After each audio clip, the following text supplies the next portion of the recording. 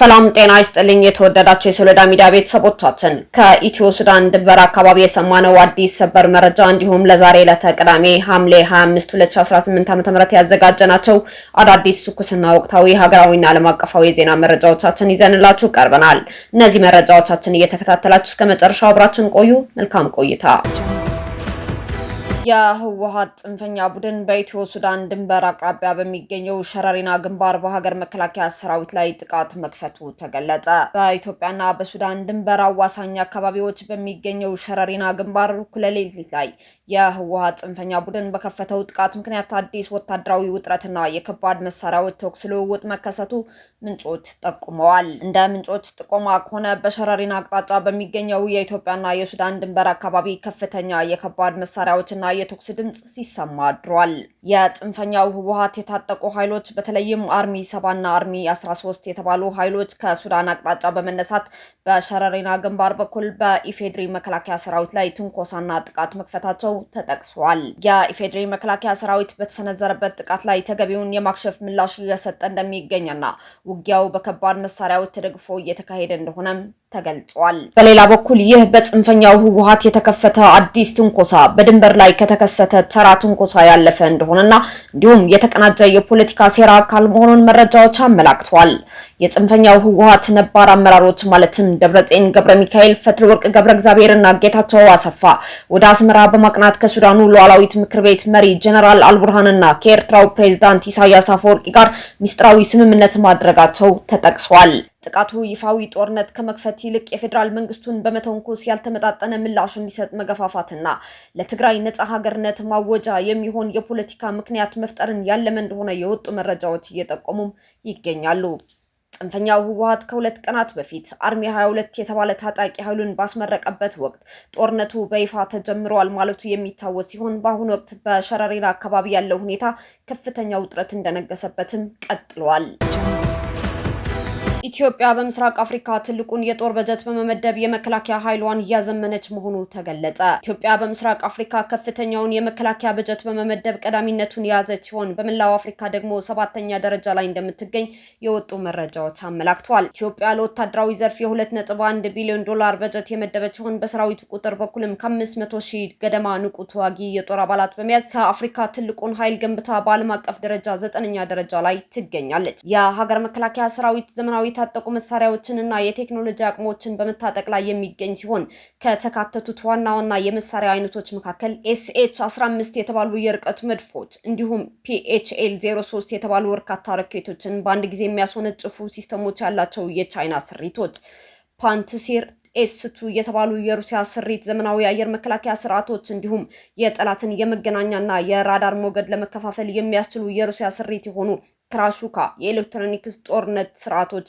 ይገኙበታል ተብሏል። የኢትዮጵያ አየር ኃይል የጦር አውሮፕላን ስብስቦችን በማዘመን ረገድ ከፍተኛ እርምጃዎች የተራመደ ሲሆን በአሁኑ ወቅት 14 የሩሲያ ስሪት SU-25 ተዋጊ ጄቶች፣ 9 የቻይና ስሪት MiG-23 ተዋጊ ጄቶች እንዲሁም 2 የሩሲያ ስሪት ዘመናዊ SU-30 የጦር አውሮፕላኖችን ታጥቆ አገልግሎት እየሰጠ ይገኛልም ተብሏል። የኢትዮጵያ መከላከያ ሰራዊት ከቅርብ ስትራቴጂካዊ አጋሮቹ ከሆኑት ከሩሲያና ከቻይና ጋር ያደረጋቸው በርካታ ወታደራዊ ውሎችና ስምምነቶች በመጠቀም የጦር አቅሙንና ዘመናዊነቱን በከፍተኛ ደረጃ የመገንባት ሂደቱን አጠናክሮም ቀጥሎበታል። ዘገባው የግሬት አፍሪካ ነው።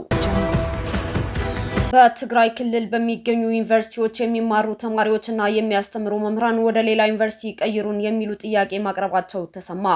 በትግራይ በሚገኙ 4 የመንግስት ዩኒቨርሲቲዎች የሚማሩ አንዳንድ ተማሪዎችና የሚያስተምሩ መምህራን በክልሉ ባለው የጸጥታ ስጋት ምክንያት ወደ ሌሎች የሀገሪቱ ዩኒቨርሲቲዎች እንዲዛወሩ አቤቱታ እያቀረቡ እንደሚገኙ ተሰምቷል። ጥያቄው የቀረበው በክልሉ በሚገኙት መቀሌ፣ አክሱም፣ አዲግራትና ራያ ዩኒቨርሲቲዎች ውስጥ ከሚማሩ ተማሪዎችና ከሚያስተምሩ መምህራን መሆኑም ተመላክቷል። በጉዳዩ ላይ ማብራሪያ የሰጡት የኢትዮጵያ ከፍተኛ ትምህርት ተቋማት ተማሪዎች ህብረት ፕሬዝዳንት ሀየሎም ስዩም እንደገለጹት ተማሪዎችና መምህራን በጸጥታ ምክንያት የቅሬታ ወረቀት እያስገቡ ቢሆንም በትምህርት ሚኒስቴር በኩል እስካሁን የተሰጠ የዝውውር ውሳኔም ሆነ የተገባ ቃል አለመኖሩን አስታውቀዋል። የወሰንና የማንነት ጥያቄዎች ለአጭር ጊዜ እፎይታ ተብሎ በአንድ ወገን ፍላጎት መመለስ አይቻልም ሲሉ ጠቅላይ ሚኒስትር አብይ አህመድ አስታወቁ። በአማራ ክልልም ሆነ በሌሎች አካባቢዎች የሚነሱ የወሰንና የማንነት ጥያቄዎችን ለአጭር ጊዜ እፎይታ ብሎ በአንድ ወገን ፍላጎት ብቻ መመለስ እንደማይቻልና ጉዳዩ በሕግ አግባብና በሀገራዊ ምክክር ዘላቂ መፍትሄ እንደሚያገኝ ጠቅላይ ሚኒስትር አብይ አህመድ አስታውቋል። ጠቅላይ ሚኒስትሩ ከአማራ ሚዲያ ኮርፖሬሽን አሚኮ ጋር በነበራቸው ቆይታ የወልቃይትን ጉዳይ እንደ አብነት በማንሳት በትግራይም ሆነ በአማራ ክልል በኩል የሚነሱ ጥያቄዎችን መኖራቸውን ጠቁመዋል። ዘላቂ መፍትሄው የሁለቱንም ህዝቦች ጥቅም በማይጎዳ በውይይትና ሁለቱም አሸናፊ በሚሆንበት ህገ መንግስታዊ መንገድ ካልሆነ መልሶ ለግጭት የሚዳርግ ቆይቶ የሚፈነዳ ቦምብ ይሆናል ብለዋል። በሌላ በኩል ከለውጡ ማግስት ጀምሮ በርካታ ዋና ዋና ጥያቄዎች ምላሽ ማግኘታቸውን የጠቀሱት ጠቅላይ ሚኒስትሩ በዚህም በፓርቲ ውስጥ የነበረውን ኢዲሞክራሲያዊ አሰራር ማስተካከልና የክልሎችን ራስን የማስተዳደር መብት ማክበር ተችሏል ብለዋል። በተጨማሪም በመንግስት ተቋማትና አካታችነትን በማረጋገጥና ተፎካካሪ ፓርቲዎችን በካቢኔና በፖለቲካ ምህዳር ማሳተፍ እንዲሁም አግላይ የነበሩ ትርክቶችን ማረቅም ከተከናወኑ ዋና ዋና ተግባራት መካከል እንደሆኑም አስረድተዋል። የሀገራዊ ለውጥ ጉዞ የአንድ ሰሞን ድግስ ሳይሆን ረጅም ጊዜ የሚጠይቅ ሂደት ነው ያሉት ጠቅላይ ሚኒስትር አብይ አህመድ ዜጎች ለወቅታዊ ፈተናዎች እጅ ሳይሰጡ ለሀገር ዘላቂ ጥቅም በጽናት ሊቆሙ እንደሚገባም አሳስበዋል። የኢትዮጵያ ነባራዊ ሁኔታና የዘመኑን የመረጃ ፍሰት በአግባቡ መገንዘብ እንደሚያስፈልግም ጠቅላይ ሚኒስትሩ አብራርተዋል። ከጥቂት ዓመታት በፊት መረጃ በዋናነት በብሔራዊ መገናኛ ብዙሃን ብቻ ይገኝ የነበረ መሆኑን አስታውሰው አሁን ላይ ግን የኢንተርኔትና የዳታ ስርጭት በመስፋፋቱ እንዲሁም በርካታ ትንታኔ ሰጪዎች በመፈጠራቸው ወቅቱን በጥንቃቄ መረዳት ወሳኝ መሆኑን አመላክተዋል። ለውጥ በአጭር ጊዜ የሚጠናቀቅ ባለመሆኑ ዜጎች ራሳቸውን እያስተማሩና ከሁኔታዎች ጋር እያስማሙ መጓዝ እንዳለባቸውም ጠቅላይ ሚኒስትሩ መክረዋል። ጫናን መቋቋም አቅቷቸው ጊዜያዊ ችግሮች ሸብረክ የሚሉ አካላት እንዳሉ የገለጹት ጠቅላይ ሚኒስትር አብይ አህመድ ለርካሽና ጊዜያዊ ነገር ሲባል ከትልቅ ሀገራዊ ቁም ነገር መጉደል እንደማይገባም በአጽንኦት ተናግረዋል። ሁሉም አካል ታሪክ መስራት በሚያስችል ሁኔታ ላይ ማተኮር እንዳለበት፣ ይህ ካልተቻለ ደግሞ ቢያንስ ከታሪክ ቀኝ መቆም እንጂ በአቋም መዋዠቅ የሀገርን ጥቅም አደጋ ላይ መጣል እንደማይገባም ጠቅላይ ሚኒስትሩ አስገንዝበዋል።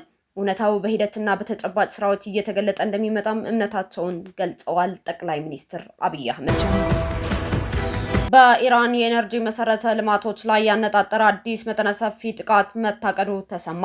የአሜሪካ ጦር በዚህ ሳምንት መጨረሻ በኢራን ላይ አዲስ ጥቃት ለመክፈት እየተዘጋጀ መሆኑን ስማቸው ያልጠቀሷቸውን ምንጮች ዋቢ አድርገው የአሜሪካ መገናኛ ብዙሃን ዘግበዋል። ለሲቢኤስ መረጃ የሰጡ ምንጮች ጥቃቱ የኢራን የአየር ኃይል መሰረተ ልማቶች ላይ ሊያተኩር እንደሚችል ጠቅሰው ነገር ግን ፕሬዚዳንት ዶናልድ ትራምፕ ይሁንታ መስጠት አለባቸው ብለዋል። የእስራኤል ጦር ከረጅም ጊዜ በኋላ ለመጀመሪያ ጊዜ በጥቃቱ ላይ ሊሳተፍ እንደሚችልም አክሲዮስ ዘግበዋል። ትናንትና አርብ በካምፕ ዴቪድ ለጋዜጠኞች ጥያቄ ምላሽ የሰጡት ፕሬዚዳንት ትራምፕ ኩፍኛ እንደበድባቸዋለን ብለዋል። የሆነ ጊዜ ከዚህ በላይ መቀበል አንችልም ማለት መቻል አለባቸው ሲሉም ትራምፕ አክለዋል። በዓለም አቀፍ ሕጉ መሰረት ሰላማዊ ዜጎች የሚጠቀሙበትን መሰረተ ልማት ማጥቃት የጦር ወንጀል ነው። የእስራኤል መከላከያ ሚኒስትር እስራኤል ካትዝ ማክሰኞ ዕለት የኢራንን የኤነርጂ ተቋማት ለመደብደብ በጣም እንፈልጋለን ብለው ነበር። ቻናል 14 ከተባለ የእስራኤል መገናኛ ብዙሃን ጋር በነበራቸው ቆይታ ኢራን ጎረቤት ሀገራት ላይ ጥቃት ልትፈጽምና ዓለም አቀፍ ቀውስ ሊከሰት ይችላል በሚል ስጋት አሜሪካ እስካሁን ይሁንታዋን አልሰጠችም ሲሉ መናገራቸው ዘ ታይምስ ኦፍ እስራኤል ዘግበዋል። እኛን በሚመለከት ግን ኢራንን 40 ዓመት ወደ ኋላ ለመመለስ ተዘጋጅተናል ብለዋል እስራኤል ካትዝ። የፔንታጎን ቃል አቀባይ ሺን ፓርኔል በየትኞቹ ኢላማዎች ላይ ጥቃት እንደሚፈጸም ከመናገር ተቆጥበዋል። ፓርኔል ለሲቢኤስ በሰጡት መግለጫ የጦር መሳሪያ ቤቱን ምንጊዜም የፕሬዝዳንቱን ትዕዛዝ በመጣበት ቅጽበት ለመፈጸም በተጠንቀቅ ነው ያለው ብለዋል። አንድ የኢራን ባለስልጣን በመሰረተ ልማቶች ላይ የሚፈጸም ጥቃት የእብደት ምልክት ነው በማለት ሀገራቸው ያጸፋ ምላሽ ለመስጠት ዝግጁ መሆኗን መናገራቸውም አልጀዚራ ዘግበዋል። ባለስልጣኑ አክሎም የኢራን ምላሽ የጽዮናውያን መንግስት ወሳኝ መሰረተ ልማቶችና በቀጠናው የሚገኙ የአሜሪካ ኢነርጂ ተቋማት እንደሚያካትት ተናግረዋል ሲል የዘገበው ቢቢሲ ነው። እስካሁን አብራችሁን ከኛ ጋር ስለነበራችሁ እያመሰገንኩኝ በሌሎች መረጃዎች እስክንመለስ እንደተለመደው የሶለዳ ሚዲያ ቤተሰብ በመሆን ላይክ፣ ሼር፣ ሰብስክራይብ ማድረጋችሁን አትርሱ። አዳዲስ ትኩስና ወቅታዊ መረጃዎቻችን በቶሎ እንዲደርሷችሁ የደወል ምልክቷን ይጫኑ። ስኬት፣ ድልና ሰላም ለኢትዮጵያውያን። ሶለዳ ሚዲያ